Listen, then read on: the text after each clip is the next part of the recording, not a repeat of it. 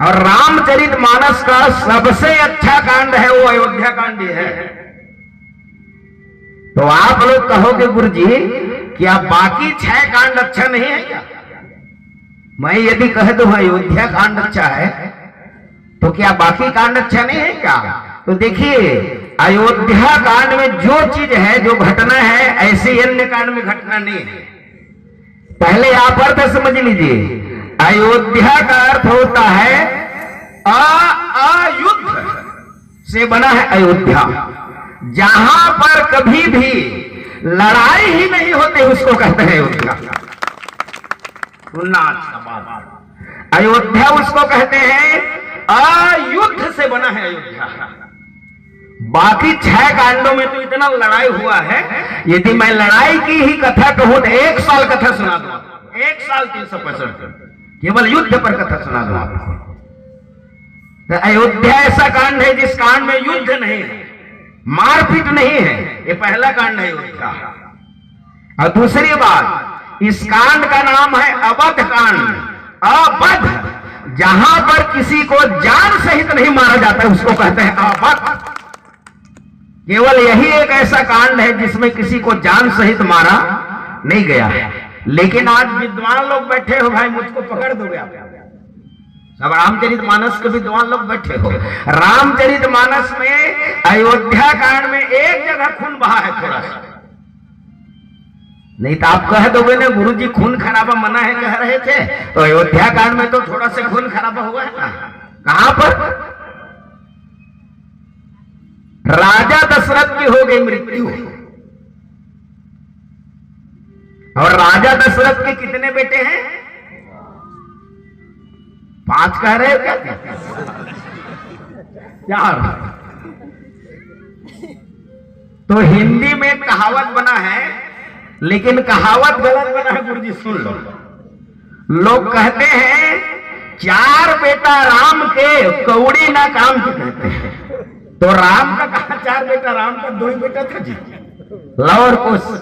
कहावत ये है 4 बेटा दशरथ के कौड़ी न काम के। राजा दशरथ मर गए, 2 बेटा चित्रकूट में है और 2 बेटा कश्मीर में है, और राजा दशरथ का लाश चल रहे अयोध्या नगरी में। लोग बताओ वो बेटा भी किस काम का? घर में बाप का लाश पड़ा है, मुर्दा, बेटा बाहर घूम रहे हैं। 4 दिन हो गए जी, बेटों का पता नहीं था। राजा दशरथ के शरीर को नाव में तेल में डुबा करके रखा गया था। राजा दशरथ के शरीर को उस समय बर्फ की व्यवस्था नहीं थी, नहीं तो आजकल का होता तो बर्फ में रख देते किसी के लाश को, 1 महीना तक कुछ नहीं होगा। लेकिन तुलसीदास जी कहते हैं तेल नाव भरी नृप तनु राखा। राजा दशरथ के शरीर को तेल में डुबा करके रखा गया। 4थे दिन शाम को आए हैं भैया भरत, और पिता का क्रिया किए हैं 5वें दिन। तो राजा दशरथ की मृत्यु हो गई, 4 दिन तक नाव में डुबा के रखा गया है सब दशरथ का। और भैया भरत अपने मामा गांव से आए, और मामा गांव से आए तो भैया भरत के मां का नाम है कैकेयी। हम गुरुजी कथाकार जरा दूसरे किस्म के हैं। जो रामचरितमानस में बड़ाई का पात्र रही है उसका मैं बड़ाई करने वाला नहीं। अब आजकल तो ऐसे कथाकार निकल गए हैं, रावण का बड़ाई करने वाले हैं कथाकार। तब आपने रामचरितमानस ठीक से पढ़ा नहीं। कैकेयी भी बड़ाई के पात्र नहीं है रामचरितमानस में। भारत के मां देखो, पति देवता का घर में सड़ रहा है शरीर, मर के पड़े, और बेटा जब भरत आया ना तो सोन की थाली में आरती सजाई कैकेयी। देखो पति देवता घर में मुर्दा पड़ा हुआ है, सोन की थाली में आरती सजाई और हंसते हुए दौड़ के अपने बेटे को ला लिया। मुझे ईमानदारी से बताना, किसी का पति मर गया हो, घर में मुर्दा पड़ा हो, वो नारी हंसेगी जी? उसकी पत्नी हंस देगी? जिसका पति मर गया हो, सड़ रहा हो घर में लाश, और उसकी पत्नी हंस देगी? हंसेगी? लेकिन देखो कैकेयी कैसे कर रही, सुन लो चौपाई। सजियारती मूर्ति उठ धाई, सजियारती मुदित उठि धाई। द्वार ही भेटी भवन लय आई। द्वार ही भेटी भवन ले आई। सजी आरती मुदित उठि धाई। सजी आरती मुदित उठि धाई। सजी आरती मुदित उठि धाई। सजी आरती मुदित उठि धाई। द्वार ही भेटी भवन लय आई। द्वार ही भेटी भवन ले आई। द्वार ही भेटी भवन लय आई। जय सिया राम जय जय सिया राम। जय सिया राम जय जय सिया राम। जय सिया राम जय जय सिया राम। जय सिया राम जय जय सिया राम।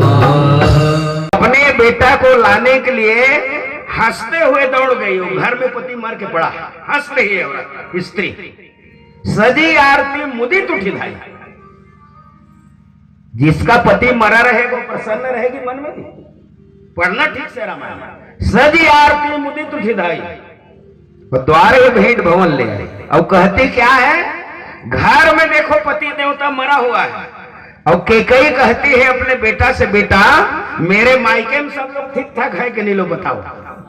मर गई मायके के मारे जी। माता लोगों को प्रेम होना चाहिए मायके से। इसका मतलब ये नहीं है कि घर में मुर्दा पड़ा है तो तुम मायके की आते। पूछत नहीं है कुशल हमारे, मेरे मायके में सब ठीक है ना। तो भरत ने कहा, माई नैहर में तो सब लोग ठीक है, लेकिन हमारे घर में क्या हो गया बताओ। कैसे सब लोग चुपचाप, कैसे सुनसान। तो केकई ने पूरी बात बता दी। जब केकई ने पूरी बात बता दी तो आज तक किसी बेटा ने अपने मां को नहीं कहा होगा ऐसा बात भरत ने कहा अपने मां को। देखो भरत संत है, साधु महात्मा है। और साधु महात्मा जल्दी कड़वा शब्द अपने मुंह से बोलता नहीं है, लेकिन भरत की मां केकई ने इतना बड़ा अनर्थ कर दिया कि भैया भरत को अपने मां को बोलना पड़ गया। भैया भरत को अपने मां को बोलना पड़ गया। भैया भरत ने कहा अपने मां से,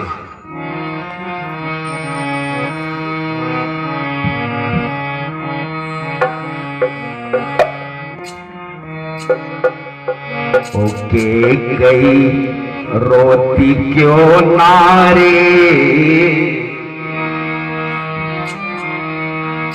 जब राम चले बनवास फटी तेरी छाती क्यों नारे।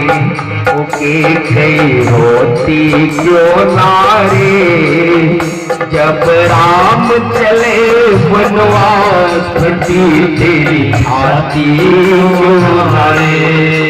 वो जब राम चले बनवास फटी तेरी छाती क्यों नारे। ओके कई रोती क्यों नारे, जब राम चले बनवास फटी तेरी छाती क्यों नारे। ओ जब राम चले बनवास फटी तेरी छाती क्यों नारे। इस दुनिया में राम सिवाय कोई न मुझको प्यारे। इस दुनिया में राम सिवाना कोई न मुझको प्यारे। अब चलो ढूंढने जहाँ मिल जाए अवध के दोनों तारे।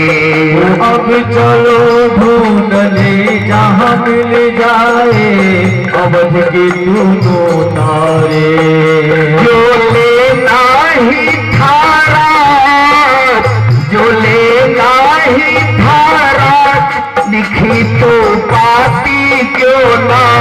जब राम चले बनवास फटी तेरी छाती क्यों नारे।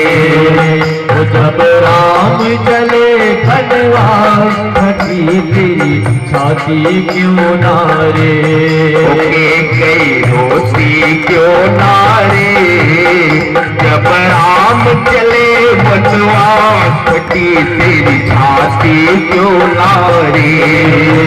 जब राम चले बनवास फटी तेरी छाती क्यों नारे। ये गुरुजी मेरे बचपन की बहुत पुरानी बनाई गई है।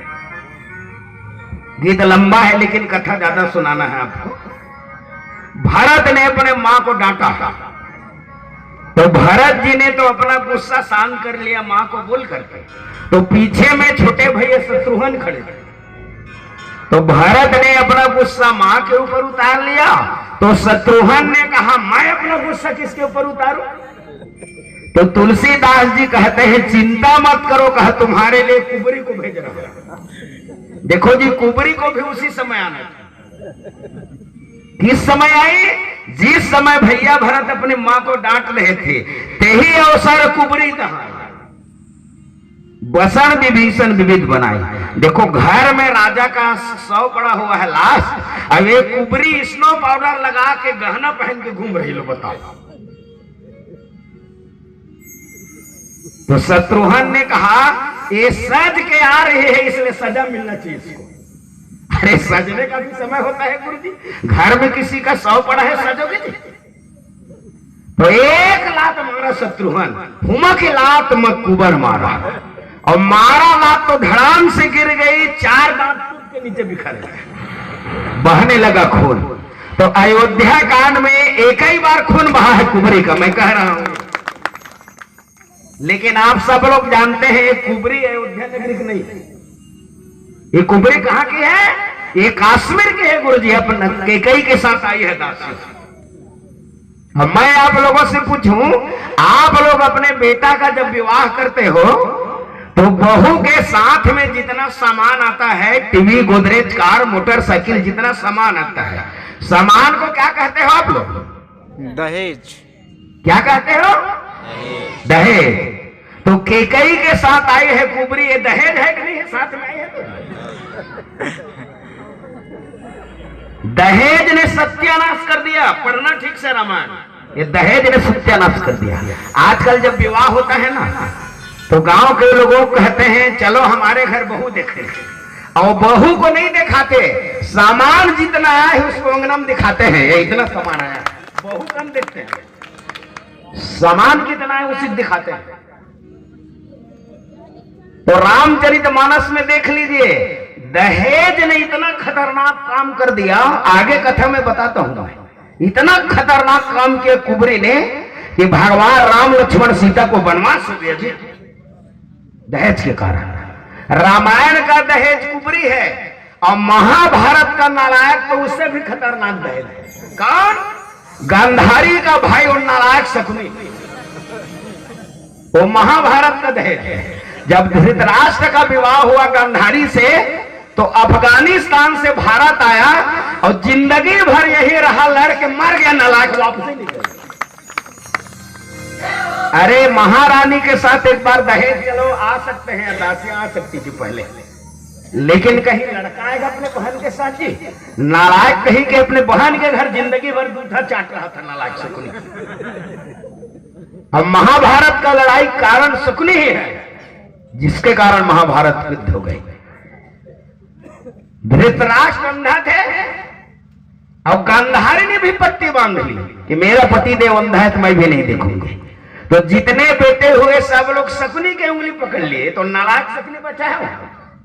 इतना भड़काया, उतना नीच नहीं था दुर्योधन दुशासन, लेकिन शकुनी जैसे नालायक आदमी की संगति में रहने के कारण इतना बुद्धि खराब हो गया कि दुष्ट दुशासन का हाथ अपने भाभी के साड़ी तक पहुंच गया। ये नीच आदमी कह लगता है, नीच आदमी का काम है। नहीं तो भाभी के साड़ी को पकड़ेंगे जी। हमारे हिंदू धर्म में भाभी को मां कहा जाता है, मां। और रामायण पढ़ लीजिए, हमारे रामायण का देवर अपने भाभी को मां कहता है। लक्ष्मण सीता जी को मां कहता है। कौशल्या के बेटे राम को भारत की मां के कई ने वनवास निकाल दिया, लेकिन धन्य हो मां कौशल्या, एक शब्द कौशल्या ने नहीं कहा कि मेरे बेटे को क्यों वनवास निकाल रहा है। मैं आपको कहूं, जिस घर में देवरानी जेठानी में माताओं में एकता रहेगी ना, उसी का घर स्वर्ग बन सकता है। माताओं में एकता होना चाहिए। जब माता लोग कौशल्या और सुमित्रा हो जाओगी ना, तो तुम्हारे घर में ही राम लक्ष्मण को दे माना। देखो कौशल्या के कई सुमित्रा में पूरे 7 कांड पढ़ लीजिए, कभी भी लड़ाई नहीं हुई तीनों। इसका परिणाम क्या हुआ? इसका परिणाम ये निकला, राम लक्ष्मण भरत शत्रुघ्न चारों भाइयों में भी कभी भी लड़ाई नहीं हुई। ये है भाई मां का गुण, क्योंकि माता को पहले होना चाहिए अच्छा, मां को अच्छा होना चाहिए। इसीलिए कितना बढ़िया ये कांड है जी, अयोध्या कांड है ये बिना लड़ाई वाला कांड है। अब आप लोग यदि अपने गांव को अयोध्या बना रहे हो, गांव का नाम भूल जाता हूं जी, पूरी गांव धीरे धीरे रटूंगा। शास्त्र पुराण रटा जाता है गुरु जी, ऐसे नाम टांग नहीं लगता। ठीक है गांव है अपने गांव को, क्योंकि राम कथा हो रही है ना, तो आपका गांव अयोध्या नगरी है। तो मैं आप लोगों से करवाऊंगा संकल्प, आपके गांव में भी झगड़ा लड़ाई नहीं होना चाहिए। और कोई भी बात हो जाता है तो आपके गांव का केस थाना में कभी नहीं पहुंचना चाहिए, आपस में निपट तब मैं समझूंगा आपका पूरी गांव अयोध्या नगरी हो। कोई भी बात थाना तक नहीं जाना चाहिए। बड़े से बड़े घटना ही होना चाहिए, मूल्यांकन आपस में निपटाओ, कुछ भी घटना हो जाए तब आपका गांव अयोध्या नगरी हो जाएगा। अब अयोध्या नगरी में देख लीजिए, अयोध्या नगरी में राम का राज्याभिषेक का तैयारी चल रहा था, भगवान का राज तिलक होना था और चारों तरफ रामचंद्र की जय जयकार चल रही है। सूत्र है, अच्छा काम जो जिंदगी में आप सोचते हैं उसको तुरंत करो, क्या बात है, और बुरा काम जो सोचते हैं उसको कल पर टाल दो। झगड़ा लड़ाई कोर्ट कचहरी वाला मामला है थाना का ना, उसे आज मत करो, उसे कल बैठा लो। और अच्छा काम जो जिंदगी में सोचते हैं उसे तुरंत करो। शास्त्र में कहा गया है, सुबह से अति शीघ्र, जो अच्छा काम सोचते हो उसे अति शीघ्र तुरंत करो। तो राम की राज तिलक इसलिए नहीं, राजा दशरथ ने ये कह दिया राम को राजा काल बनाएंगे, कह दिया जी।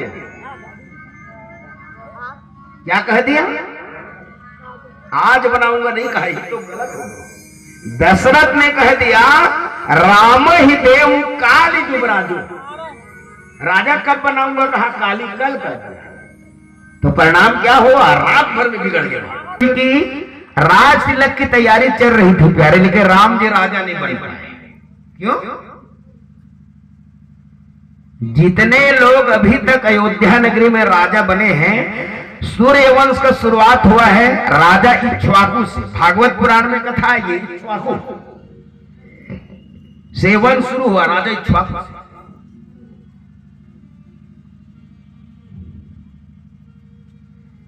और सूर्य वंश में बहुत सारे राजा आए, लेकिन उनका रामायण नहीं बना, उन राजाओं का रामायण नहीं बना, राम जी का ही रामायण बना। क्यों?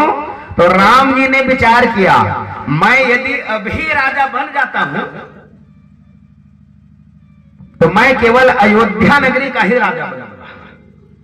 तो भगवान ने कहा, यदि मैं वनवास निकलूंगा तो जितने जंगल में छोटे लोग हैं, कोल किरात भिल, अरे आदमी का छोड़ो यार, भगवान तो पशु पक्षी का बना दिए सेना, पशु पक्षियों का भगवान ने सेना बना दिया। जितने छोटे लोग हैं सबको गला लगाने के लिए भगवान गए हैं वनवास, सबको गले लगाना है भगवान। पशु पक्षी गिद्ध कौवा जानवर सबको गले लगाने के लिए भगवान वनवास निकले हैं। नहीं तो राम राजा बन जाते तो क्या ये गिद्ध राजा आके बैठता बगल में राजा का, ये गरीब केवट क्या बगल में आके बैठ पाता भगवान का? नहीं, रामचंद्र जी इसीलिए निकल रहे हैं वन, जितने छोटे लोग हैं और जिसमें अच्छाई है, अच्छाई को इंसान को ग्रहण कर लेना चाहिए, यही कहता है शास्त्र। तो रामचंद्र जी के मन में तो पहले से विचार है वनवास निकलना है, और वनवास निकलने के लिए माध्यम किसको बनाया? अपनी मंझली मां कैकेयी को। राम जी किसके कारण वनवास जा रहे हैं जी? कैकेयी के कारण। देखो बात मैं भी वही कहूंगा, लेकिन थोड़ा से घुमा के कहूंगा व्याकरण के दृष्टि से। राम वनवास जा रहे हैं कैकेयी के कारण, और कैकेयी किसको कहते हैं? कैकेयी का संधि होगा कैकेयी। राम कैकेयी के कारण वनवास नहीं जा रहे हैं, राम कैकेयी के कारण वनवास जा रहे हैं। कैकेयी राम के वनवास जाने का एक कारण नहीं है, इसलिए तो उसका नाम कैकेयी। इसके वनवास जाने की यदि कथा कहो 9 दिन इसी में हो जाए कथा, इतने कारण है कैकेयी। लेकिन माध्यम बनाया भगवान ने माता कैकेयी को। कैसे? तो ठीक से सुनना भाई कथा। रामचरितमानस लिखने के बाद गोस्वामी तुलसीदास ने 11 ग्रंथ और लिखे हैं भाई, विद्वान बैठे हैं उनको मालूम है। तुलसीदास ने कुल 11 ग्रंथ लिखा है, 12। उसमें तुलसीदास का जो आध्यात्मिक किताब है वो है विनय पत्रिका। किसी साधु महात्मा को तिलक लगाने के लिए बुलाते हो ना, तो गांव का जो सबसे गरीब है उसको मंच में बुलाया करो। दमदार आदमी कभी भी मंच में आ जाएगा, उस गरीब को बुलाना। तो अयोध्या नगरी का पहला नियम यह है, सम्मान किया जाता है, छोटे से शुरू होता है सम्मान। और सुधार करना है ना, तो सुधार शुरू होना चाहिए बड़े से ऊपर से। लेकिन दुनिया में नियम उल्टा है, हम लोग कहां रामायण से सीख रहे हैं। सम्मान करना शुरू होता है ना, तो बड़ों को हम सम्मान करते हैं। बड़ों गांव में कुछ होगा ना, तो लंकेटर लोग बैठते हैं कुर्सी में, गरीब आदमी खड़ा रहेगा। कहां सम्मान कर रहे हैं हम लोग छोटे को? अयोध्या कांड का नियम है, सुन लो ठीक से कथा। सम्मान शुरू होना चाहिए छोटे से, और सुधारना है, कोई गलती हो गई है ना, तो बड़े आदमी से सुधार पहले शुरू करना, ऊपर से।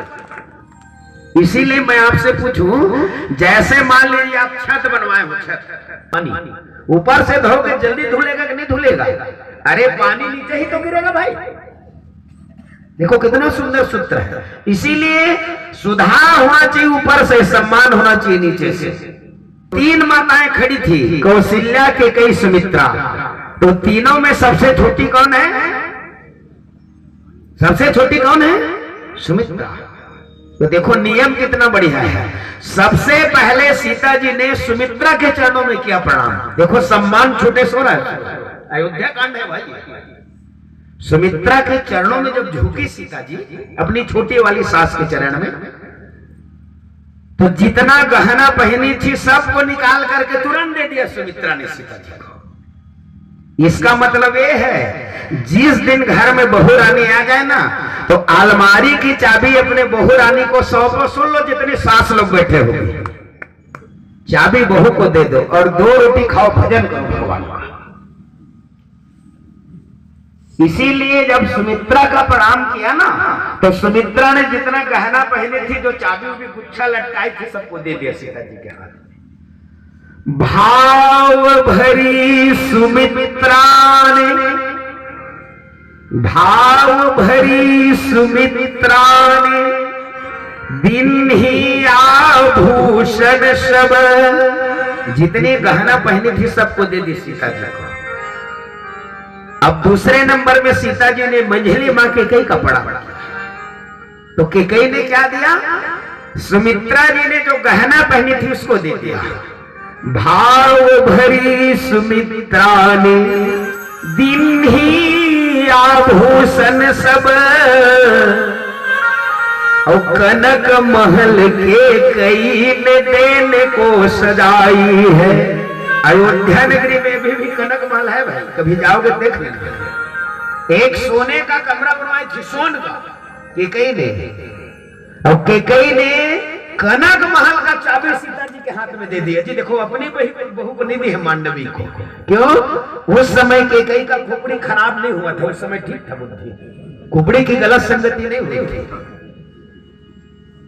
कनक भवन के कई ने देने को सजाई है, कनक।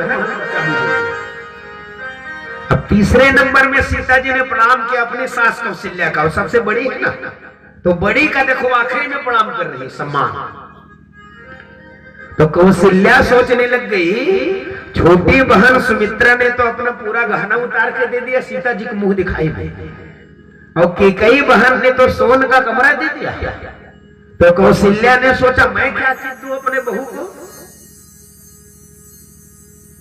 सीता जी को देने योग्य वस्तु एक भी मात कौशल्या को मन में लखाती है। बहुत देर तक बेचारी खड़े खड़े सोचने लगे मैं क्या चीज दूं सीता जी को। तो बहुत देर सोचने के बाद माता कौशल्या ने राम से कहा बेटा लाला थोड़ा किनारे आना। कहा हम आदेश दो। अरे बेटा हो राम जैसा हो जी, हम माता आदेश दो। तो राम जी के हाथ को पकड़ी कौशल्या और सीता जी के पास में लाया। सीता जी को देने योग्य वस्तु कोई भी नहीं, मात कौशल्या को एक नाल खाती है।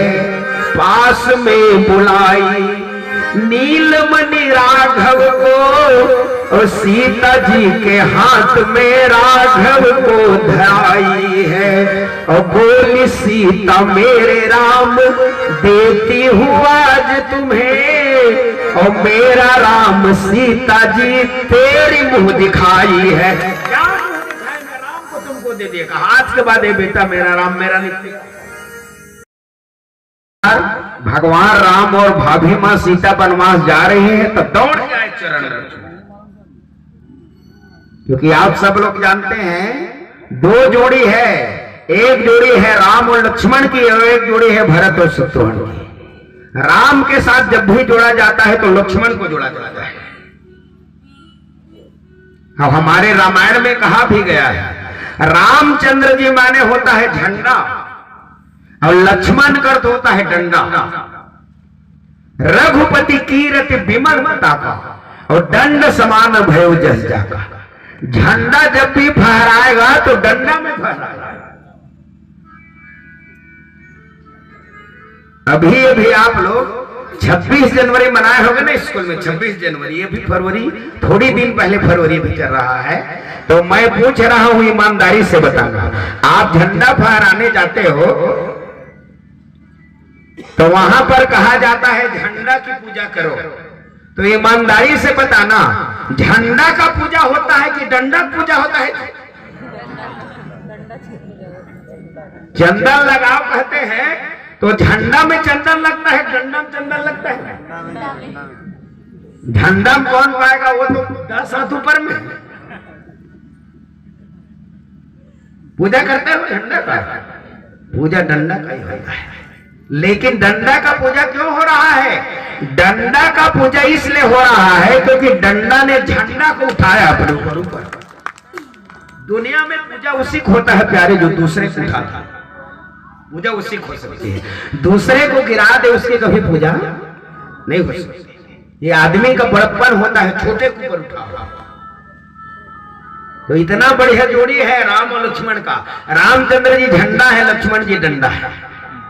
एक जगह तो 15 अगस्त के दिन छोटा सा लड़का झंडा लेके आया और डंडा खोजा, जल्दी जल्दी में डंडा नहीं पाया तो झंडा को जेब में रख लिया छोटा सा लड़का, और गली में घूम के कहता है झंडा ऊंचा रहे हमारा, कहता है तो जेब में झंडा ऊंचा हो जाएगा। झंडा ऊंचा किसमें होगा? डंडा में। डंडा छोटा मोटा चाहिए, डंडा ना चाहिए। इसीलिए देखो कितना बढ़िया नियम है। रामचंद्र जी का अर्थ है ज्ञान और लक्ष्मण का अर्थ है वैराग्य। ये दोनों के देखो कितना बढ़िया विद्वान लोग बैठे हुए हो। रामचंद्र जी ज्ञान है, लक्ष्मण है वैराग्य। खाली ज्ञानी होने से काम चलने वाला नहीं है। जब तक जीवन में त्याग तपस्या ना हो जाए तब तक वो ज्ञान किसी काम का नहीं। देखो रामायण में रावण के पास भी बहुत ज्ञान है। रावण तो इतना जानता है जितना राम जी नहीं जानते हैं, इतना ज्ञान है रावण का। लेकिन दुर्भाग्य है रावण का, वहां केवल ज्ञान है, वैराग्य नहीं है। रावण सोने का लंका बनाया था, एक रत्ती किसी को दिया था जी दान सोना नहीं दिया, तो परिणाम क्या हुआ? आखिर में सोन के लंका जल के राख हो गया। वहां वैराग्य नहीं है। लेकिन राम के दल में राम और लक्ष्मण की जोड़ी है भैया, ज्ञान और वैराग्य एक साथ है। इसीलिए मैं कहता हूं विद्वान कोई विद्वान होना बड़ी बात नहीं है। धरती में बहुत से विद्वान घूम रहे हैं, गली गली में विद्वान मिल जाएंगे, लेकिन विद्वता तब धन्य होगी जब विद्वता के साथ वैराग्य जुड़ जाएगा। उसके जीवन में ज्ञान तपस्या होना चाहिए, खाली रटा हुआ ज्ञान ना हो जाए किसी को सुनाने के लिए। वैराग्य होना चाहिए, त्याग और तपस्या होना चाहिए, ज्ञान के साथ वैराग्य होना चाहिए। वैराग्य नहीं है तो ज्ञान पूजा नहीं जाएगा। ये राम और लक्ष्मण की जोड़ी है। तो राम जी ने कहा लक्ष्मण, राम को तो मालूम है लक्ष्मण के बिना खुद राम नहीं रह सकते, और लक्ष्मण के बिना नहीं रह सकते खुद राम। इतना प्रेम है दोनों भाई में। तो राम जी ने कहा लाला सुन, वनवास जा रहे हैं ना, तो राम जी ने कहा मैं अपनी मां को प्रणाम करके जा रहा हूं। भैया तुम भी मेरे साथ वनवास जा रहे हो ना, तो जाओ पहले अपने मां के पास जाओ। और देखो ना, रामायण ठीक से पढ़ा करो भाई। आज्ञा मांगने के लिए नहीं कहा राम जी ने, आज्ञा शब्द नहीं है रामायण में। राम जी ने लक्ष्मण से कहा अपने मां से विदा मांग के आओ, कहा आज्ञा नहीं विदा। मांगहु बीता मातु सन जाई, मांगहु बीता मातु सन जाई, मांगहु बीता मातु सन जाई, मांगहु बीता मातु सन जाई। आवहु बेगी लहु बन भाई, मानहु बेगी चलहु बन भाई, आवहु बेगी लहु बन भाई, आवहु बेगी चलहु बन भाई। मांगहु बीता मातु सन जाई, मांगहु बीता मातु सन जाई, मांगहु बीता मातु सन जाई। जय सिया राम जय सिया राम, जय सिया राम जय सिया राम, जय सिया राम जय सिया राम, जय सिया राम जय सिया राम। राम जी ने लक्ष्मण से मां से विदा लेने के लिए कहा, आज्ञा नहीं कहा। आज्ञा में बंधन रहता है, किसी से आज्ञा लो तो जब तक वो नहीं कहेगा हम नहीं जा सकते, इसको कहते हैं आज्ञा। और विदा उसको कहते हैं, विदा माने विदा करना ही पड़ेगा। जैसे आप अपनी बेटी का विवाह कर दिए तो बेटी को घर में रखोगे क्या? विदा करना ही पड़ेगा बेटी को। विदा में बंधन नहीं है, विदा एक औपचारिकता है और आज्ञा में बंधन है। यदि भगवान राम लक्ष्मण को कहते मां से आज्ञा लेके आओ कहते तो यही से नहीं जाते लक्ष्मण, जाते नहीं। वो विदा शब्द का इसने गए ले, विदा लेने गए मां के पास। और मैं कहता हूं कि धन्य है लक्ष्मण को और धन्य है माता सुमित्रा को। दुनिया में मां हो तो सुमित्रा जैसे हो और बेटा हो तो लक्ष्मण जैसा बेटा हो। मां के आंख में ऐसा कैमरा लगा रहता है, वो दूर से बिना बताए देख के जान जाते हैं मां मेरा बेटा दुख में है कि सुख में है। ये मां का ही नहीं जानता है। बिना बताए जान जाती है मां। ये मां के आंख की करुणा है। तो सुमित्रा देख करके जान गई लक्ष्मण धीर कैसे। तो सुमित्रा ने पूछा, बेटा मालूम नहीं था सुमित्रा को कि राम जी वनवास जा रहे हैं।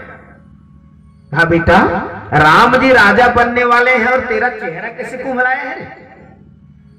तो लक्ष्मण ने पूरी बात बता दी। लक्ष्मण थोड़ा मन में डर रहे थे कि कहीं मां रोक ना दे, लेकिन ये माता सुमित्रा है प्यारे, और राम जी ने लक्ष्मण को इसीलिए भेजा था ताकि वनवास जा रहा है लक्ष्मण तो अपने मां से कुछ सीख ले। माता सुमित्रा ने लक्ष्मण से कहा, लाला जाओ जाओ मेरा प्यारा ना। वो जंगल जा रहा है ना राम सीता की भाभी और भैया की सेवा करने, तो जंगल में ऐसा काम मत कर देना बेटा कि मेरा दूध लज्जित हो जाए। जाओ जाओ मेरा प्यारा, कभी मेरा दूध ल जाना ना। श्री राम सिया कुछ खाना ले, तब तक वन में कुछ खाना ना। देखो मां सिखा रही है बेटा को, बेटा राम और सीता जब तक कुछ ना खा ले तब तक खाना मत आगे, उनको खिला के खाना। श्री राम सिया कुछ खाना ले, तब तक वन में कुछ खाना ना। श्री राम सिया के आज्ञा बिनु कभी आगे कदम बढ़ाना ना। जब तक राम सीता से आज्ञा ना मिले चलना मत, पांव आगे मत बढ़ाना। श्री राम सिया के आज्ञा बिनु कभी आगे कदम बढ़ाना ना। और आखिरी में तो माता सुमित्रा ने कहा, श्री राम सिया को कष्ट मिले तब अपना मुख दिखला लाला। तुम्हारे रहते जंगल में यदि राम और सीता को कष्ट मिल जाए चेहरा मत दिखाना, कहा लाला जाता। ये है सुमित्रा प्यार। तकलीफ अगर कुछ वन में हो तो भी आगे को ही बढ़ना। बेटे हो तुम क्षत्रिय के तो काल के भीषण मुख लड़ना। परवाह नहीं करना दिल में, चाहे प्राण चले जाए। मेरा कहना है बार बार, सिया राम न बन में दुख पाए। माने समझाया लक्ष्मण को, जा लाला तन मन धन से सेवा कर राम। सुमित्रा उसी को कहते हैं जी। सुमित्रा बना है सुमित्र, सुमित्र से बना है सुमित्रा शब्द। जो जीव का मित्र है उसी को कहते हैं सुमित्रा। सुमित्रा कौन? जो अपने बेटा को भगवान के चरण में ले जाकर जोड़ दे उसको कहते हैं सुमित्रा। भगवान के चरण में जोड़। इसीलिए सुमित्रा को विनय पत्रिका में कहा गया है उपासना, जो भगवान के चरणों से अपने बेटा को जोड़ दे। सुमित्रा जैसा माता धरती में नहीं होगा जी। दुनिया में दो प्रकार की मां होती है। एक मां वो है जो भगवान के भक्त की मां, और एक मां वो है जो भगवान की अम्मा है। ठीक से सुनना कथा।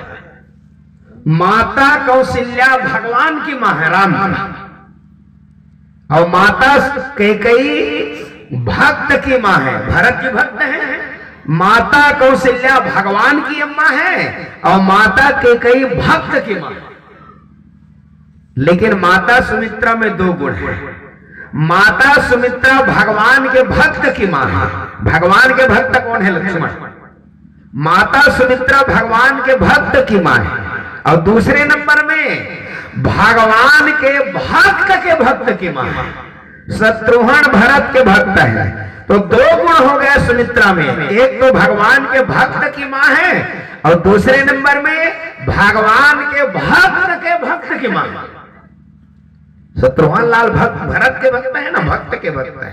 इसीलिए सुमित्रा में एक गुण ज्यादा है, वो गुण कौशल्या में भी नहीं है, केके में भी नहीं है। चरणों में माथा रगड़ दिया जी लक्ष्मण।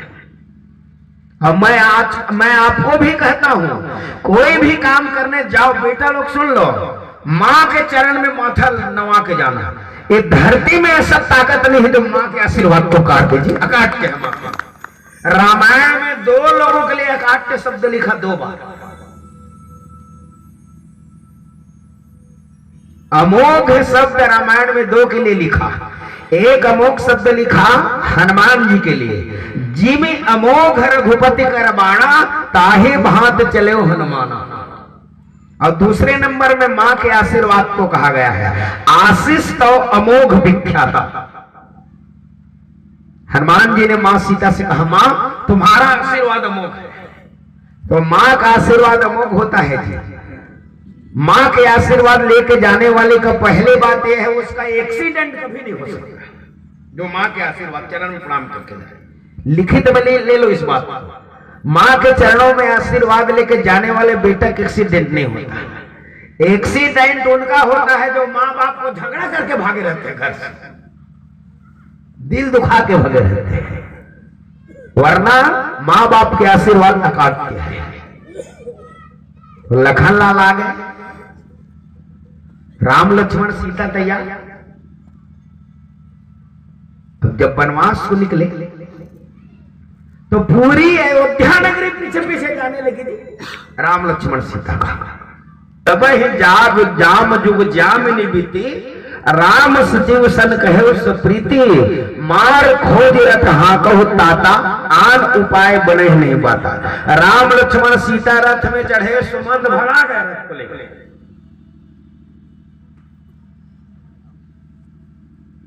अब मैं आप लोगों से पूछता हूं, मेरा कथा प्रश्नात्मक रहता है, क्लास लगती क्लास।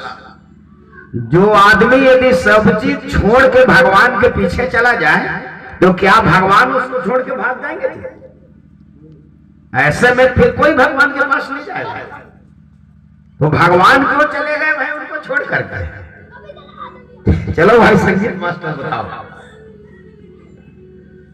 जान रहे हो आप उस बात। अयोध्या नगरी के लोगों ने सब चीज छोड़ा जी, लेकिन एक चीज नहीं छोड़ पाए जिसके कारण भगवान उनको छोड़ के भाग गए। किसको नहीं छोड़े वो लोग? नींद को नहीं छोड़ पाए। सब लोग सो गए इसलिए भगवान भाग गए। ये लोग जागते रहते क्या भगवान भाग जाते थे? सो गए ना ये लोग। अरे सब चीज को छोड़े लेकिन नींद को कहां छोड़े जी? सुनो जी परीक्षित लोग सुनो, नींद को नहीं छोड़े लोग, सो गए सब लोग, तो भगवान भाग गए। जब रथ भागने लगी तो लक्ष्मण ने कहा, वाह प्रभु, आपने यहां पर जो लीला किया है ना, मैं उससे सीख गया। जो आदमी सो जाता है उसको आप छोड़ के भाग जाते हो, मैं आज देख लिया। तो लक्ष्मण ने एक हाथ से पकड़ा राम के पांव को और एक हाथ से पकड़ा अपने भाभी मां सीता के चरण को, और लक्ष्मण ने कहा, मैं प्रतिज्ञा करता हूं भगवान, 14 साल में जंगल में सोने वाला नहीं हुआ तो मुझको कैसे छोड़ते? अरे महाव्रती लक्ष्मण है प्यारे, 14 साल सोएगा नहीं, इससे बड़ा त्यागी तपस्या हो जाएगा जी। मैं कहता हूं बिना खाए आदमी एक बार रह सकता है, बिना सोए नहीं रह सकता। बिना सोए रह जाओगे जी? 8 दिन कोई आदमी देर रात ना सोए ना तो 9वां दिन खड़े खड़े नींद पड़ जाएगा, उसका बैठना नहीं पड़ेगा। नींद इतना खतरनाक चीज है। क्यों भाई संगीत मास्टर, आपको अनुभव है जगने का, लेकिन सोना पड़ता है कि नहीं? बात है कि नहीं? नींद को नहीं जीत सकते भाई, भोजन जीत सकते हो। महाव्रती लक्ष्मण है प्यारे, प्रतिज्ञा कर दिया 14 साल सोने वाला नहीं, और नहीं सोएगा तब तो लंका नगरी के सबसे बड़े वीर मेघनाथ को मारेगा जी। तो चले एक दिन लंका कांड की कथा सुनाऊंगा, कथा उधर ले जाऊंगा, अभी उधर नहीं। प्रतिज्ञा कर दिया लक्ष्मण ने, सोऊंगा नहीं। रथ भाग गई जी। जब इन लोगों का नींद खुला तो खोजने लग गए जी, ना राम को पता है, ना लक्ष्मण, ना सीता, ना सुमन, रथ तक का पता नहीं। और रथ को ऐसा भगा के ले गए थे ताकि चिन्ह को देख करके ना जाने, नहीं तो रथ के चक्का को देखते देखते नहीं चले जाते, कल खर्च नहीं पाता। तो ऐसा रथ घुमा के भगाया गया, भगवान की माया है, ऐसा रथ को घुमा के ले गया कि ठिकाना नहीं है। इसीलिए बताऊं, गंगा किनारे केवट ने भगवान से इसीलिए कहा था, केवट ने कहा भगवान मैं चोर लोगों को पार नहीं करता हूं, कहा अपने डोंगा में। तो लक्ष्मण धनुष बन ले खड़ा हो, नालायक कहीं को चोर कह रहे। तो केवट ने कहा अयोध्या नगरी के लोग सो रहे थे, चोर की तरह भागे को नहीं रात को। और केवट ने कहा मैं कहीं अपने डोंगा में पार कर देता हूं, और अयोध्या नगरी लोग कहीं खोजते खोजते यहाँ पर आ जाए गंगा घाट में, तो तुम लोग तो चले जाए रहोगे, मुझको तो मार ही डालेंगे उन लोग। तुम यदि डोंगा पार नहीं किए होते तो हो सकते हम उनको पार गए। तो कहा मैं चोरों को पार नहीं करता। केवट ने कहा क्षमा करो, कहा नहीं चढ़ाऊंगा अपने नाव, मुझको आएंगे उन लोग तो नहीं मार देंगे। तो लखनलाल प्रतिज्ञा कर दिए, गंगा के किनारे रथ रुक गया। बेचारे अयोध्या नगरी के लोग इधर उधर घूमे, और आखिरी में जी रोते गाते वापस आ गए अयोध्या नगरी। तो हम लोग तो बहुत लोग एक साथ लौट रहे हैं, गंगा के घाट से जब अकेला लौटोगे बेटा तब तुमको पता चलेगा। हम लोग तो ज्यादा लोग कम से कम लौटे एक साथ। अब गंगा के किनारे से जब सुमंत लौटा है, जो प्राण निकल रहा था सुमंत अकेले आ रहा है।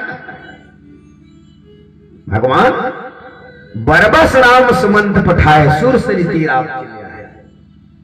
सुमंत लौट नहीं रहा था, लेकिन जबरदस्ती भगवान ने लौटाया सुमंत को। क्यों? सुमंत को इसलिए लौटाया है क्योंकि गरीब केवट का सम्मान बढ़ाना था भगवान। सुमंत के सामने भगवान यदि केवट को गिड़गिड़ा देते ना, तो सुमंत को बर्दाश्त नहीं होता। मंत्री है, पुराना मंत्री है, 8 मंत्री थे, उसमें सबसे बड़ा मंत्री सुमंत है अयोध्या नगर का। सुमंत को लौटाए भगवान, लौटा ही नहीं रहा था जी। तो कहते हैं जबरदस्ती सुमंत को लौटाए भगवान। बरबस राम सुमंत पठाए, सुरसरी तीर आप चले आए। बरबस राम सुमंत पठाए, बरबस राम सुमंत चले आए। बरबस राम सुमंत पठाए, सुरसरी तीर आप चले आए। बरबस राम सुमंत पठाए, बरबस तीर चल आए। बरबस राम सुमंत को जबरदस्ती, कई काम भगवान जबरदस्ती करते हैं और करना ही पड़ जाता है। आदमी मानवे नहीं करता तो भगवान तक को जबरदस्ती करना पड़ जाता है काम। सुमंत को भगवान वापस भेजे हैं गंगा घाट से, जबरदस्ती सुमंत को भगाया वहां से। बरबस राम सुमंत पठाए और सुरसरी तीर आप चले आए। अब गंगा के किनारे पहुंचे हैं राम लक्ष्मण सीता। और देखो गरीब का कितना सम्मान बढ़ा दिया जी। केवट से भगवान ने नाव मांगा है, मैं तुम्हारे नाव के बिना गंगा पार करूंगा नहीं। अब इसी रामायण में जब लंका कांड में लड़ाई चलने लग गई तो भगवान जमीन में खड़े थे और रावण रथ में चढ़ा। तो देवराज इंद्र से देवताओं ने कहा राम जी जमीन में खड़े हैं, अपने रथ को भेज दो ना तुम। तो इंद्र ने कहा वो रथ तो नहीं मांग रहे मुझसे राम जी। तो देवताओं ने कहा वो रथ मांगने वाला नहीं है आपसे, तो इंद्र ने कहा जो गरीब केवड़ से उसका नाम मांग सकता है वो मेरे से रथ क्यों नहीं मांग सकता? तो देवताओं ने कहा इंद्र केवड़ से यदि भगवान नाम मांगा ना तो केवड़ भगवान के चरण में गिर गया बाद में, और तुमसे नाम मांगेगा ना तो तुम बड़े आदमी हो, मेरे रथ में बैठ करके लड़ाई जीता है, नहीं हार जाते राम तुम कह सकते थे, घमंडी आदमी हो ना। इसीलिए भगवान का नियम है छोटों का सम्मान बढ़ाते हैं और बड़ों का अभिमान घटाते हैं। आखिरी में जब जबरदस्ती भेजा है इंद्र ने रथ को, जबरदस्ती, अब इंद्र के रथ में चढ़ करके फिर भगवान ने किया लंका कांड। तो गरीब केवट का भगवान ने महत्व बढ़ा दिया। इसी वो परमात्मा है भाई, इसीलिए भगवान का एक नाम दीन बंधु है, उसे धनवान बंधु नहीं कहा जाता, वो गरीबों का भाई दीन बंधु भगवान का नाम। गरीब केवट का महत्व बढ़ाया है और केवट के लाख कहने पर भी केवट ने जैसा कहा वैसा ही करना पड़ गया भगवान को, क्योंकि भगवान को झुकाना है ना, तो भगवान को प्रेम से ही झुकाया जा सकता है, दूसरा सूत्र नहीं परमात्मा को झुकाने का। दुनिया में किसी को भी भाई आप अपने प्रेम के बस में झुका सकते हो, अपने पक्ष में कर सकते हो, प्रेम में इतनी ताकत है और प्रेम के कारण ही ये दुनिया चल रहा है। प्रेम से ऊंचा कोई चीज नहीं है। तो केवट के प्रेम में पढ़ करके भगवान ने केवट से चरण धुला के गंगा पार किए हैं।